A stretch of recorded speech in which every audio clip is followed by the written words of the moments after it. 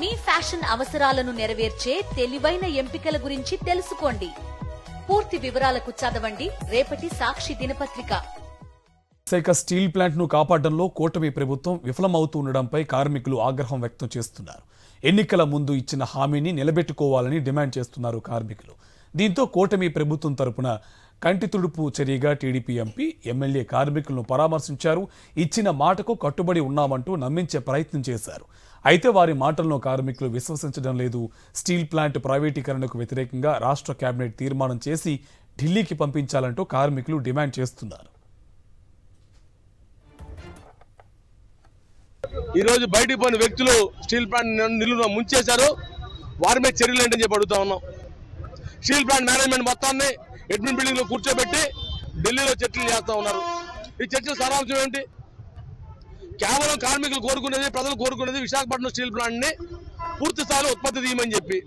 పూర్తి స్థాయిలో ఉత్పత్తి తీస్తే ప్రజలకి కారు చౌకగా స్టీల్ దొరుకుతుంది. పూర్తిస్థాయి ఉత్పత్తి తీస్తే మెడికల్ ఆక్సిజన్ దొరుకుతుంది ప్రజలకి. పూర్తిస్థాయి ఉత్పత్తి తీస్తే రైతులకు అమ్మోనియా దొరుకుతుంది. పూర్తిస్థాయి ఉత్పత్తి తీస్తే ఉద్యోగ అవకాశాలు వస్తాయి. పూర్తిస్థాయి ఉత్పత్తి తీస్తే రాష్ట్రానికి, కేంద్రానికి పన్నులు వస్తాయి. ఇవన్నీ మానేసి స్టీల్ ప్లాంట్ కేవలం ఉద్యోగుల కోసం మాట్లాడుతూ ఉన్నారు. సరైనది కాదని చెప్తూ పరిశ్రమ రోజు రోజుకి దిగజారిపోయే పరిస్థితులు ఉన్నాయి. కాబట్టి చంద్రబాబు నాయుడు గారు విషయంలో అనేక అనుమానాలు వ్యక్తం అవుతున్నాయి. మీరు వేరేగా ఏమన్నా మాట్లాడుకున్నారా? మీరు మాట్లాడుకోకపోతే గతంలో ఇదే టెంట్ లో విశాఖపట్నం స్టీల్ ప్లాంట్ ఈ టెంట్ కు వచ్చి మీరు హామీ ఇచ్చారు.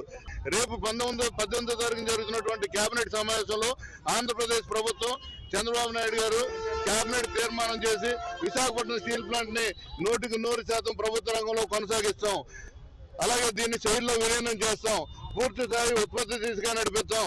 నిర్వాసితులు ఎవరైతే ఉద్యోగాలు కోసం ఎదురు చూస్తున్నారో 8,000 మంది, ఆ 8,000 మందికి ఉపాధి అవకాశాలు మెరుగుపరుస్తాం అని ఈ 3 అంశాల మీద కేబినెట్ నోట్ ని కేంద్ర ప్రభుత్వానికి పంపించి ఆయన చిత్తశుద్ధిని చాటుకోవాల్సిన అవసరం ఉంది.